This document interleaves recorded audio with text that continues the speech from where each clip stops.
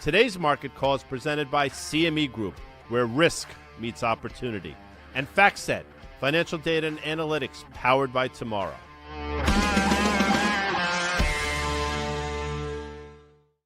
$11 o'clock on the East Coast. I'm Dan Nathan, joined by Carter Braxton Worth of Worth Charting. This is Market Call. Carter, we appreciate you being here, man. Yeah, it's a lot of moving parts, lots going on, so makes it fun. Lots going on. Boring is not fun. Movement is fun. Yeah, well, let's take some stock really quickly here. The market's been open for an hour and a half. We all know what happened last night in the Rose Garden with tariffs. You know, I was sitting there. I was trying to parse it out a little bit. I'm sure you were too, Carter. Couldn't figure out whether it was much worse than expected or just a little worse than expected. And obviously, you know, our folks know you from Fast Money, from Market Call, and all the stuff that we've done together for years and years and years. While you are an amazing technician, I think, as Guy would say, you're up there on the Parthenon of those sorts of things. I also find your insights into markets, your insights into market sentiment, really important. So I'd love to get your sense. Let's all agree here based on the S&P being down 4.3% right now. The NASDAQ is down 5.5% right now. The VIX is at 28.6. Russell 2000 is getting murdered. The 10-year yield is flirting with that 4% sort of level, or 4.02 right now. Crude oil is very near 66, which is a huge level to the downside, I guess, support level, that sort of thing. Given all that, Carter, and there's a whole host of other things we could throw in there, how do you think the market is reacting to what you think the news is? So maybe start with how bad you thought the news is, and is the market reacting, or all these different markets reacting the way you might have thought they are? Yeah, it's always such a mystery, right? I mean, think of the role of the journalist in any given day. If you're writing a column for the Wall Street Journal, let's say, and you're the market column, and the market, you can't just say the market went down today. Leave it at that. No one will accept that. They have to have a reason, right? And so the presumptive reason is tariffs. And we say, what do you mean presumptive? Of course, there's tariffs announced, and this is why the market. But markets have a way of, was it because of the precondition of 3 years of appreciation? If we were at a P of 14 and we were at 6-year lows, would the market be going up in response to tariffs? Meaning, it's nice to fit the Lego pieces together, but sometimes there just is no answer. What we do know is there's been a lot of money pushed into the market over a 2-3 year period since the bear market low of 2022. Of course, the bear market, that was a real one. S&P dropped 27%, the NASDAQ dropped 37%. And now here we are. After that great 3-year run, we are pulling back. We are correcting. We are dropping, declining, drawing down, selling off. And the question, which is unknown, is how much more? Our own thoughts is that there is more, but I can tell you from our email and IB, that's chats on Bloomberg, that people are coming in. Would you nibble here a bit? Does this feel capitulatory? And so, in a way, one way to interpret that kind of inquiry is that the capitulation isn't at hand. If people are still thinking maybe nibble, then perhaps they haven't been beaten up enough, so to speak. Yeah. But, either way, look, it's a lot of red. It's a bad narrative, fundamentally wise, and technically the damage is serious. Not today, but it's been going on for months and months. Yeah, let's talk before we get to the S&P, and the gaps are really important. I know you do a lot of work on that, but from a sentiment standpoint, so you have some very big institutional clients, and then you have lots and lots of retail clients, right? So what is some of the chatter? You just said you're getting questions in your chats. Is it time to nibble, this and that, whatever? Just in general, do you feel like there's a level of panic? And, I hate using that word because oftentimes you could say, well, if the S&P dropped 1.5% on the tape bomb intraday, like, why are people panicking, right? But an S&P down nearly 5%, that gap down 3.5%, and the NASDAQ a bit worse, that feels panicky. We don't think about how many times we have an S&P that closes down 4% or up 4% for that matter. So give me a sense of just, this is totally qualitative. Like, what is your feel based on your interactions with customers over the last 24 hours? I mean, look, people are de-risking, and this is, that kind of precipitous day-to-day, and it's the volatility that's the issue, right? To have gap down at the open a day or two ago, then to surge intraday, then to gap again. That type of indecision. There's a big debate. And so that volatility is the issue, and it usually isn't resolved quickly. It takes, remember, in terms of the institutional manager, mandate is what determines. If you're long only and you're fully invested at all times, cannot hold cash. When you trim a Mega 7 or whatever it's called, Magnificent 7 stock, put it somewhere, right? And so there's this constant rotation, and one sees the relative outperformance in certain staples and certain utilities. This is elemental, and it's the playbook. The real question is, though, is the asset class of equities, right, globally and in the US, is it a time to be increasing exposure to the asset class, independent of what one chooses as a vehicle, or is it a time to be reducing exposure? And not to just get it down to that simple framework, but I think that's the answer first. And this is a time I would say there's nothing to be lost by postponing all new buying. Let me just say that. And you know, I've gotten a few folks, friends of mine, you know, kind of hit me on days like today who don't watch every tick in the market. They're not in the business, that sort of thing. And, you know, is it time to buy? And, you know, which is a question you get. And for me, and you say this all the time, you got to know who you are in the market. You know, in 2022, if you had just dollar cost average, the SPY or the QQQ or whatever your other favorite indice is, you know, that sort of thing, you would have been okay. You know what I mean? Like a year out, 2 years out. Now, if we were to kind of give back most of those gains, get back towards 5,000 or so, you're probably still okay because you have to participate, right? Like, sure. So, that's taking the long view. I mean, the long view is there'll be more cookies consumed 20 years from now than now, more Gillette razors, more babies. America prospers. That's the general premise. And it's been proven so. Innovation and humanity. And so if one wants to just have that view, but then it's really put your tickets in the kitchen drawer and go to the museum, you know, go play golf and do nice things. But if one wants to glue themselves to the screen and trade, that's a different matter. Yeah, and listen, and we're gonna, again, you're gonna chart it for us, but I look at this kind of 5,400 level that in the S&P that we're approaching. That is also the low from September. So if you think about it, we're literally taking out the entire performance since early September. You know, to me, and you know, maybe that's an important level. Maybe it's not. I don't know if you're focused on that kind of 5,200 panic from, and that was a panic. You know, that was also a drop that happened pretty quickly. So let's talk about some of these gaps. Let's talk about the S&P 500. I think it's a great place to start. We're definitely going to drill down on some individual names and the like here. But, you know, again, the gap lower, 3.5%, the fact that we're almost down 5%. I mean, these are not things that you and I over the last nearly 30 years of our career have seen too much outside of, you know, let's say the .com implosion, outside of the financial crisis, outside of COVID, that sort of thing. Even 2022 felt fairly orderly to the downside. So put the gap into some context and then kind of bring us into your charts. Yeah, I mean, a gap open is what when there's an overwhelming number of buy tickets versus sell tickets, is right, for an individual stock or for the market in general. The question here is that we're firmly in a bear market, right? The press, Reuters, pick your place, or Dow Jones, whatever, they're going to report this when it goes to down 20%, despite the fact that there is nowhere in the historical record is it documented that is the definition of a bear market. What we know is that the median stock in the Russell 3000 is right now down 35%. Now, that's well past 20. So the index, whether it goes to the 20 that the press feels is but yet you can't find a man or woman who can defend or even explain why they wrote it. They just say, oh, well, I found it in the files and I'm the new writer, so I keep going with the articles.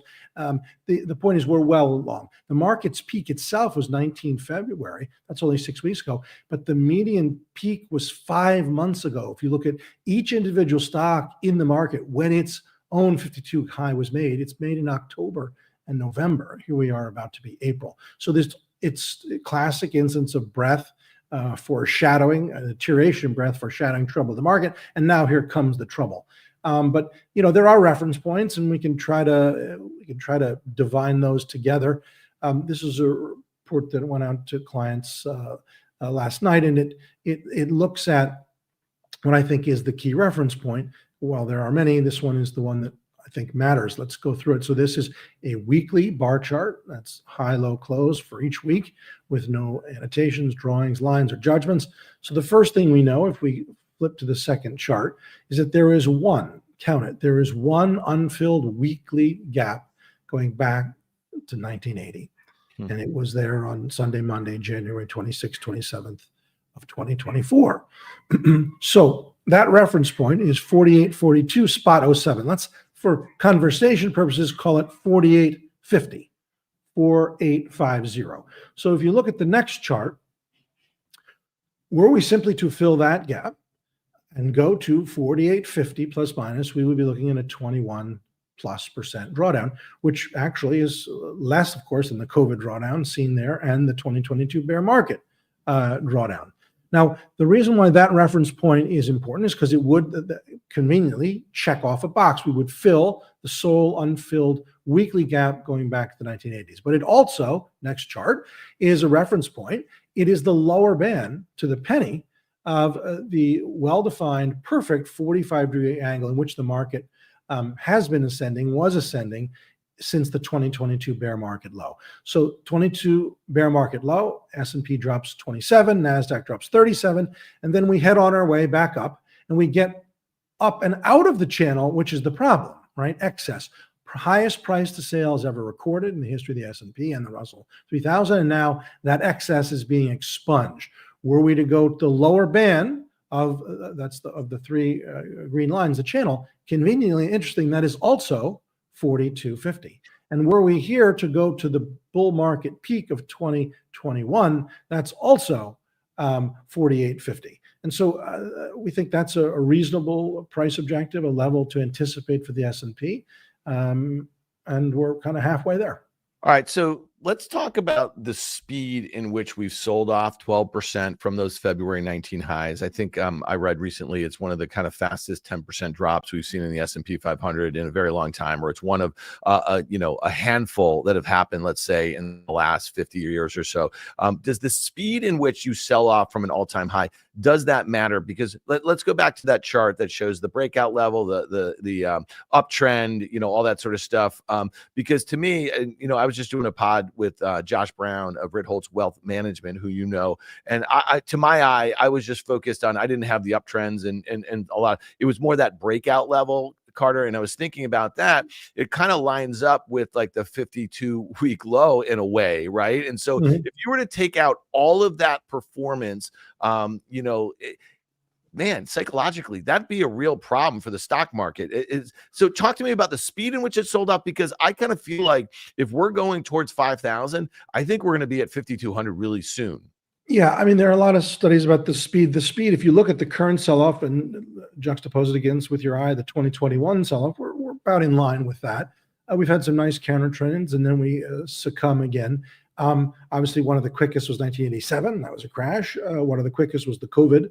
But 2018 in January was the fastest, including any time in 1929, 10-day sell-off ever in the history of the S&P. But either way, it's the thing about it's also that there are people who aren't doing this, right? They're not watching because it's not their interest or their career. When the tickets come in, right? People are just getting their statements. Like, wait a minute, I lost some money here. That starts to create its own selling, right? Because they wait a minute, I really should back off. Ralph been telling me for years, he likes Ralph, but doesn't really like Ralph, the neighbor.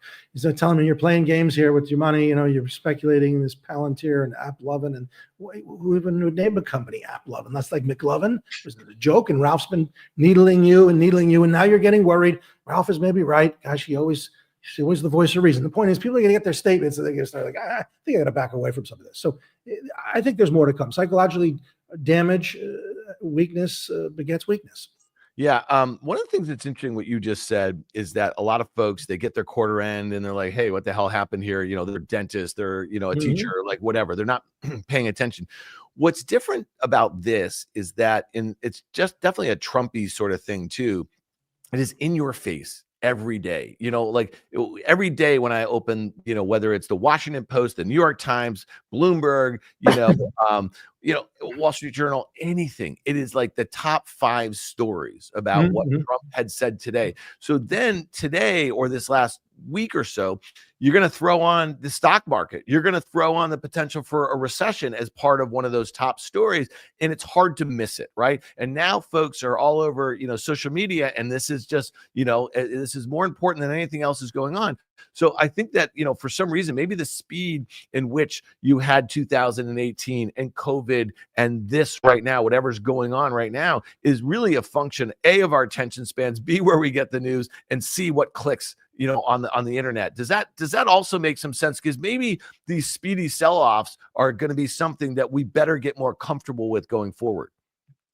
Yeah, and what's remarkable is you would think it would be speedier than ever because anyone can do it. You hit your phone, you can sell anything. Whereas go back to circa 1980, you had to call your Merrill Lynch broker, and then you get the ticket in, and it's a little slower. And yet you had crashes then that were very speedy, just as much as you have now. That's the nature of markets.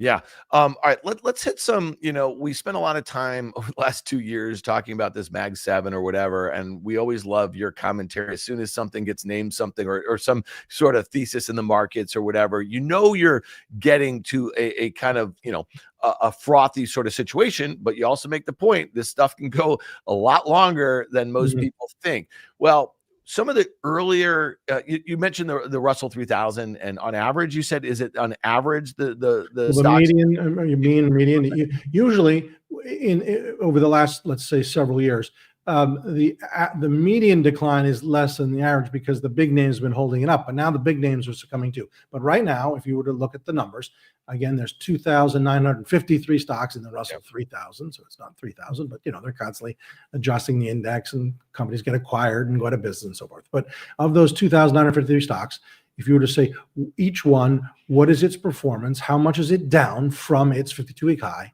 The median is about 38%, right in there, depending on the day. So that's bad. Yeah. All right. 2 months ago, the Mag 7 was basically 30% of the S&P 500. It's 50% of the NASDAQ 100. Right now, I have them, Apple, right through Apple, NVIDIA, Microsoft, Amazon, Google, Meta, Tesla. They're down between 21%, I think, on the low end from the highs. That would be Apple. And then to the high end, that would be Tesla, down 45%. Shockingly, Meta, which is basically flat-ish on the year, if you just look at that, well, it's down 7.5% with today's gain, is the best performing, year to date. So when you look at that, you say to yourself, it's acting much worse than the NASDAQ. It's acting much worse than the S&P 500. Does this present opportunities? Because again, I think the narrative in and around these names is going to continue, whether they continue to power earnings growth, whether they continue to power, investor psychology as they think about, these broader indexes because of that concentration, or is this the problem? And I'm just curious how you think about that. Yeah, I mean, look, the growth, GARP, it's always these terms that are come up because people say, what do you do? Oh, I'm a growth manager. Oh, you're just a momentum guy. You mean, oh, no, I'm growth at a reasonable price. They throw in the little thing, makes it feel good. GARP, growth at a reasonable price. So the question is, this kind of sell-off, is this then therefore determining and making these more reasonable? The person who has a 3-year time frame will argue that, yes, this is when it's time to step up. My mandate is to do that. I'm running a very substantial sum of money, and I need to be bold here and increase exposure day to day to growth names that are now more reasonably priced. But the bigger, more immediate thing is when you're in an aggressive sell-off like this, and there's that expression correlations go to 1 and so forth, I think you want to stand aside, right? And then that's why I would invoke that expression. There's nothing to be lost by postponing all new buying. Yeah. All right. Just back to, if Amanda wants to pull up the Meta chart for a second here, because this was kind of the darling outside of NVIDIA of this kind of Mag 7 trade. Okay. And so you look at this thing with today's losses, it's basically down 7%, right? Like I said, so this was unchanged on yesterday's close.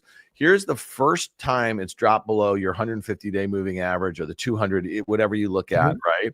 And you see this thing, it's down 27%. So you go from the darling to down 27%, down 7% on the year. Technically, tell us what you're thinking here. And then I'd love to hear how you think about this one relative to, let's say, some of the others like NVIDIA that's down 33% or Microsoft, which hadn't made a new high in a year or something like that. Right.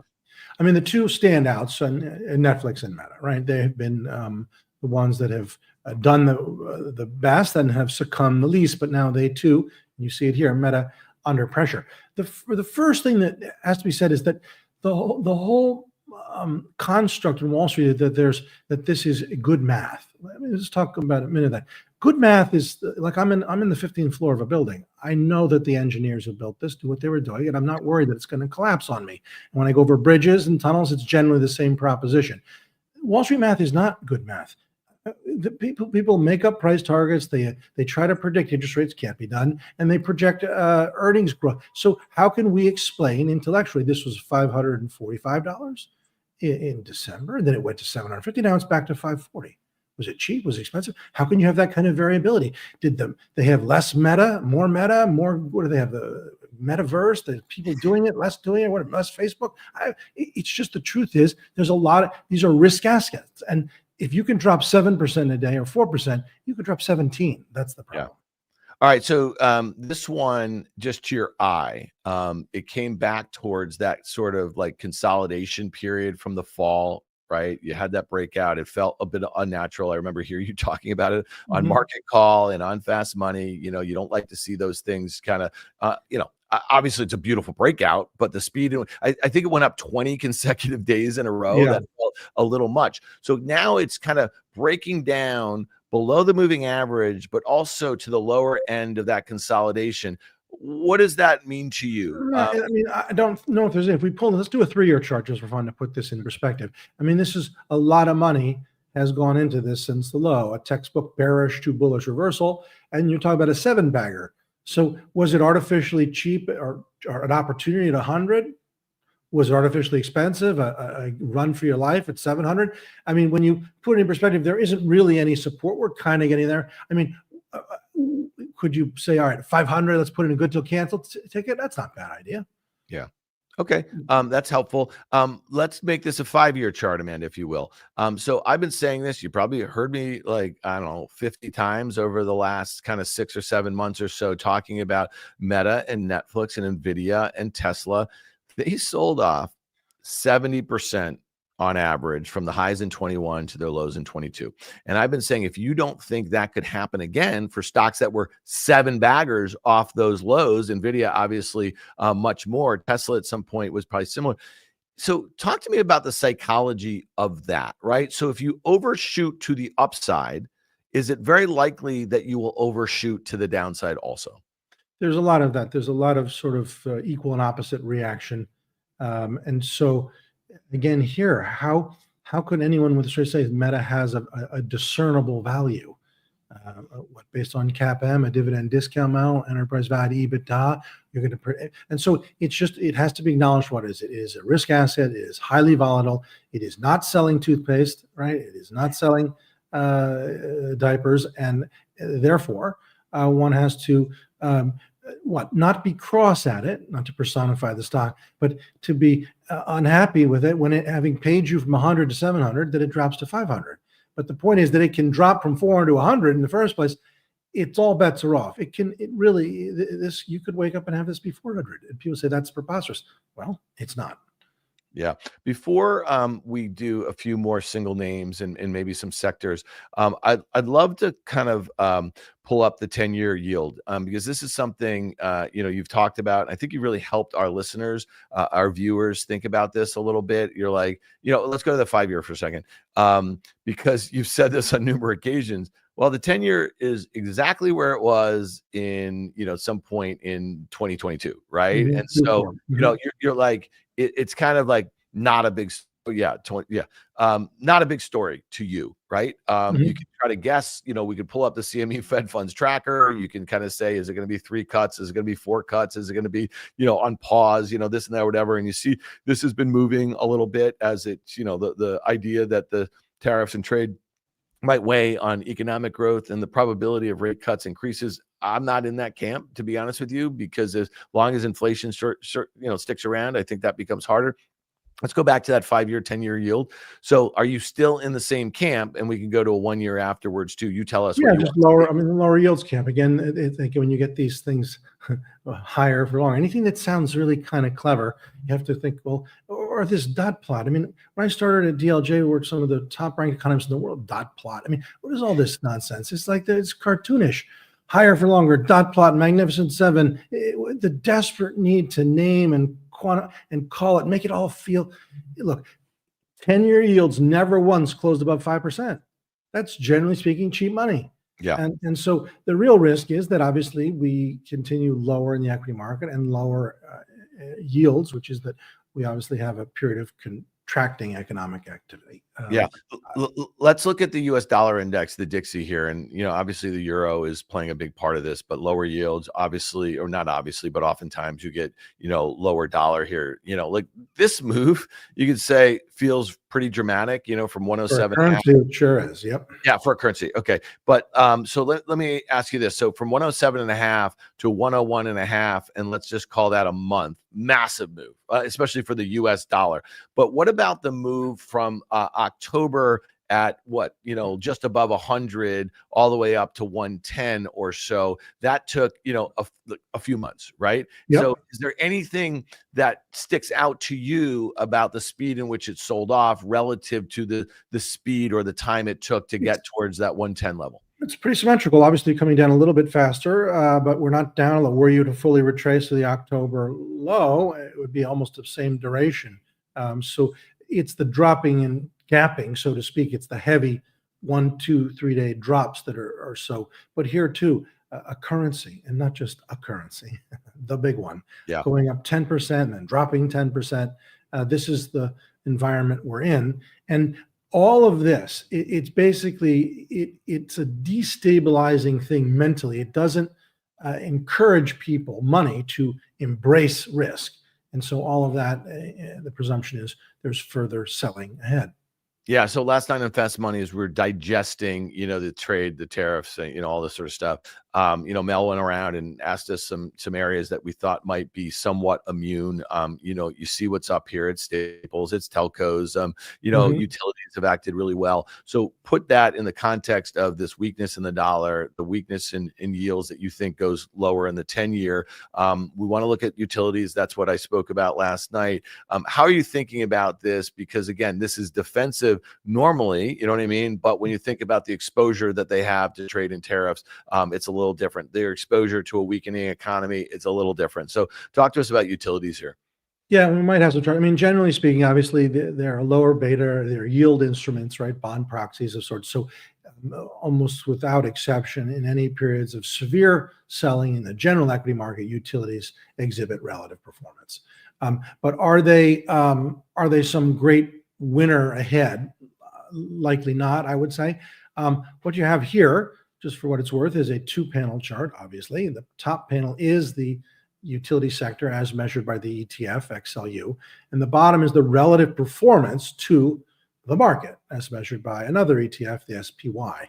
And so the point of those blue lines is to try to depict the fact that we are making new relative highs, and yet, of course, the XLU is not itself making a high, which is to say, while you go sideways, which is all that XLU is doing, if the denominator is going down, the market, you on a relative basis are going up. And that's all that's depicted here. But in terms of, we have another iteration, I believe, this standoff, we're trying to kind of get out of this, but basically it's a pair of twos, I would say. It doesn't look like it's got a lot of it's still an equity. Equities, these are still stocks, and we're in a period where equities are under pressure. Is it a place to hide? Surely. Yeah. And then let's look at gold, or not gold, actually. Guy's not here. We're not going to look at gold right now. Let's look at crude oil. I meant, again, this is, they're somewhat related, conversely almost. When you think about this, if a trade war is going to cause divisions with, globalization or supply chains or, weakening economic growth, sanctions, a whole host of different things. You look at crude here, we can obviously eyeball on a 1-year basis that support level. Let's put it on a 5-year. Today's obviously a huge move lower. How are you thinking about crude here? Yeah, I mean, it's precarious to say the least. It's a tough it's a highly economically sensitive, and it's also got geopolitics. It's a particularly binary thing, not as quite as binary as, let's say, orange juice, when all of a sudden all the trees drop their oranges and there's none left, and then the thing goes limit up or down. But this is the epicenter of politics and interest rates and economic activity. My hunch is we really don't go a whole lot lower, that we just stay here mired in this range that we've been in for 3 years. So no discernible trade to my eye. Yeah, I mean, unless we get to a point where it seems very clear that economic growth is dropping dramatically globally. I mean, I have to think that this thing's on its way to 50, but who knows? That's just, kind of my quick take. If Amanda can kind of rip through 5-year charts, AT&T, Verizon, and T-Mobile, okay? Like, these look like, NVIDIA, in early 2020. Winners, AT&T and T-Mobile, right? Verizon been the laggard, but that one perhaps is the catch-up trade. There's the laggard. All right, so let's talk about this. Let's just say we have a continuation. This trade war is not abating. Let's say the administration is telling us that. Let's say, some of the folks that we're putting these reciprocal tariffs on are very clear that they're not going to just give in. Do these stocks continue to move higher, the defensives, because at some point they get disconnected from their own fundamentals for the reason in which people are buying them defensively? And how do you think about this if we were to have things either continue to go on this way, or they were going to settle out a little bit? Yeah, I mean, this is the reciprocal with money it's just a playbook 101. You go to consumer staples, you go to certain healthcare, drugs, big pharma, although that's less certain of late, telco, certain REITs, and so forth.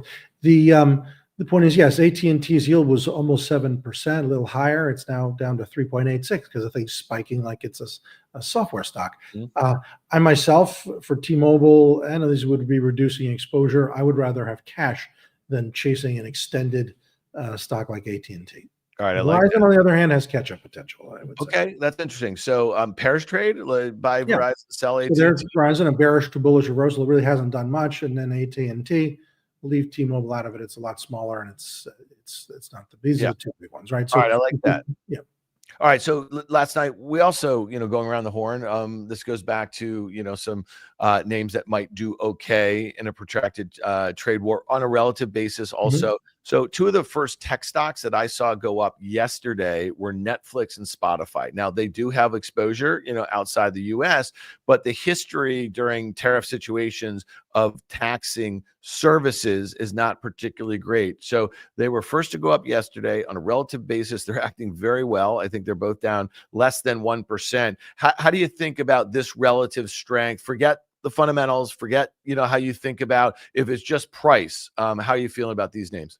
Yeah, so there's two ways to these are exhibiting a remarkable resiliency in the face of general selling. And so that kind of impressive relative strength, is it a place too high, or is it actually last man standing? They ultimately succumb. That would be my hunch, that suddenly getting around to these two as well, and among others. So I would reduce exposure to a Netflix and others like it. All right. Let's take some questions. This is from Jody Edmondson. We appreciate the questions. Throw them in there, guys, because we'll take, 10 minutes or so. We'll answer a bunch of questions. VIX is muted. Thoughts? Just throw up a VIX chart. Do you first things first, charting the VIX, looking at some of the indicators that you look at, is that important? Or is just the price level important to you? Well, it's a concomitant thing, right? VIX doesn't lead. I mean, what do we know? We know that it's like in a report, we were in school, the primary source, secondary, tertiary. The first thing are stocks. Options are on stocks. And then this is on what? The 100, right? The 100s, CBO, the OEX. I mean, this doesn't lead anything, right? It's a concomitant or lagging. But either way, if that were a stock, I would say that's going to punch higher. I would long that chart. All right. What do you think of the relationship? Amanda, I don't know if you can do this right on the fly of doing the VIX versus the SPX. Is this something that you ever chart? Because again, we talk about just look at the 30 level. If we go back, that marked, relative lows for the S&P. Right. The VIX is mean reverting, right? So can't trend. It can't go up. It can't go down. It just spikes and jumps, spikes and jumps. It goes back to a baseline. So juxtaposing it relative to anything, I don't think is all that productive. But obviously, we can see the levels and where it is now. It's the epic spikes that are so extraordinary. I mean, who can explain the spike in August? That wasn't that big a sell-off in the market. We were down 11%. You'd think we would drop 40%. And so there's no, this is not an elixir, doesn't have the answers, but as a chart, I think it's going higher. Okay. Let's take, this is from Gary Webb. He's with us every day. We appreciate it, Gary. CBW, Newmont or GDX? Newmont, and Amanda can pull them up. I know that you probably have one's a laggard, or obviously Newmont's been, look, so there's only one stock in the S&P that's a gold stock. If you did a 3-year chart of this to put it in context, so they have that heavy volume drop in gap in October, bad earnings print. But the question is this an asymmetrical setup? Do you say, hey, look, it's not going to get a lot worse. It's basically sitting here at 3-year lows, 4-year lows, plus minus, and then has upside potential. The thing to look at before we go to GDX, look at AEM. Let's go back and forth. This is the big one, right? This is the leader, AEM. And this thing is off the chain, as the expression goes, right? So what has been a great winner? So this gets into fundamentals. There must be something about the holes in the ground that Newmont has versus the holes in the ground that AEM has. Who's got more gold? How many shafts collapsed? Et cetera and so forth. Who's got too much debt? But I mean, I would say Newmont's a trade, but GDX is reflecting all of them. The risk here with GDX, it's still stocks, right? And so I think gold's quite extended, and I think it's time to pull in one's horns on gold. And I would also be reducing exposure to GDX. Yeah, and by the way, Carter had a note out a couple days ago on the gold, and you know where to find it. Risk, sorry, dude, Worth Charting. Worthcharting.com. Worthcharting.com. It's one of the first things that I look at as soon as it gets in my inbox. I am checking it out, and again, if you were like more of a qualitative trader, you're focused on fundamentals. Gold's one of those things that there's really no fundamentals on, and it's been a great trading vehicle, but your technical work I think is really important on that. It's a little too hot now. I mean, it's on the cover of the Wall Street Journal. Everyone loves it. I think you back away, reduce. Yeah, let's pull this up. This is less about technicals, obviously. Samuel Sontag here. Hey, guys, do you think companies that sell most of their goods in the U.S. and with most of the manufacturing outside the U.S. are no touches? And let's just use GM for a second here. Half of GM's cars, and Amanda can pull this one up, that they sell in the U.S. come from outside the U.S. Okay, now there's been this exemption about parts. Guys been all over this. Guys like this price action here in GM, despite it being one of the ones, that Samuel might be saying is a no touch. And it's not the majority of their cars, but when you say 50%, and then you think about some of the disruptions to supply chains and what's being tariffed and what's not competitively here in the US, you think that this one would be below $45. Thoughts here, Carter? Yeah, I mean, as a pattern, I would characterize it as a pair of twos, which is to say, right, there's no discernible immediate opportunity to get long or get short. So what? Get long, what? Because it dropped in gap, maybe you could fill the gap? All right, that's a reasonable thesis. Would you bet a whole lot on that? No. Get short because it just dropped in gap and it can get worse, and generally speaking, equities are going. But its relative performance over the last 4, 5, 6 weeks compared to the S&P is quite good. It's just sometimes stocks are actually where they belong, if you could say such a silly thing. It kind of belongs here, $46, $45, $47. I just wouldn't trade it. Here's one. I just want to start with this, and I think I know your answer. It's a no touch, but RH, it's down 40% today. Okay, this is a stock that was trading in late 21 at $744. It's down 40%, as I just said. It's 148. This is a disaster, right? And this is fundamental, right? But that technical breakdown that was already in place, and then you have the sort of move here. No touch. That's a question mark. No touch. Question mark. Yeah, I mean, that's for fun. This is one of the most boom bust stocks. Maybe we have an all data chart on how far back we can go.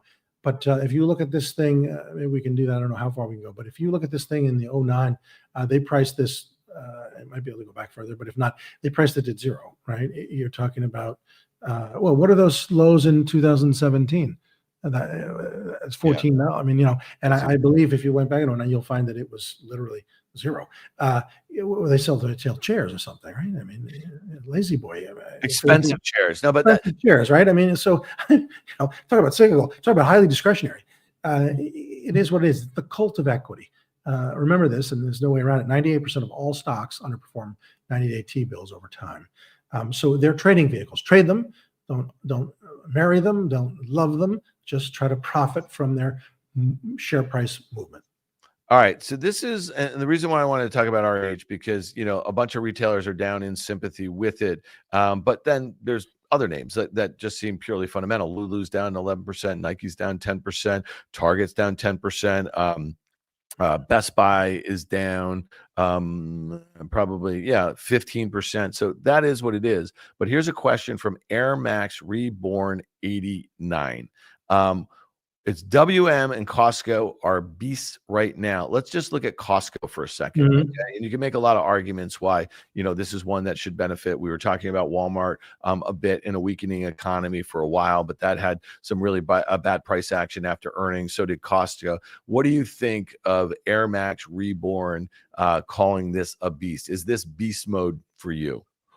Well, remember, Costco's almost like a SaaS. I guess they sell their donuts, their bread for break even, their chickens, whatever. They get their money from the $100 or whatever it is, right? So it has a PE that is unprecedented, higher than it's ever been in its own history, because of the reliability of that incoming membership fee. And up today is an impressive thing, right? But Walmart too, the two of them are, before this recent sell-off, are at record valuations. Walmart has never traded more than one-time sales. Remember, it's a very low-margin business. You're selling cat litter and garden hoses and big bags of flour, above one-time sales. And now here comes a normal drawdown correction to trend, to the moving average. The question is, are these places to hide in the current environment? Sure. Look at Walmart. It's unchanged for almost a month. Yeah. In a period where the market's in trouble, right? So you like it here after on a regular basis, I'd do this. I'd do a utility if one has to. All with the big asterisks, I'd postpone all new buying. The best settle. Yeah. Here's one that I think is kind of very, very interesting to me. And I heard Jim Cramer talking about this on the 9 o'clock show this morning. He said if retailers are racing to kind of get inventory in before, before the tariffs take place, that TJX should benefit, because if you have, any sort of resolution near term, they're going to get a bunch of the product. They're going to have pricing power, that sort of thing. Right. This one interesting to you or not? Yes. I mean, for starters, just the price action, which is always the primary interest to me, and anyone who studies price action has to be acknowledged for what it is. Good relative performance. There's bullish price volume correlation, not shown on this chart, but you'll see heavy volume spike in the last 2 days. And the ultimate question is it now in a position to exceed these minor tops in effect since December? And I would say yes. Yeah.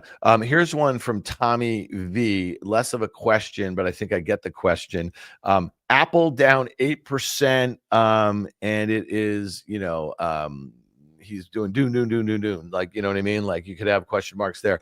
Thoughts on Apple, because I know that you've thought this is a relative strength loser for a while, right? And so, but you get a move like this on a day like today, which for Apple is just not, commonplace, even in COVID or whatever sort of disaster. And you could make a case that this is squarely in the in the sights of all this sort of tariff stuff and weakening economy and all that sort of stuff. Thoughts on Apple?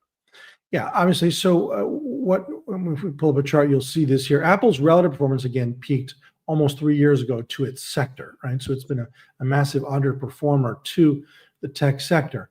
That being said, I'd be contrarian here, and I think I'd buy a little Apple. This is a stock that during general drawdowns has a bit of a defensive characteristic to it.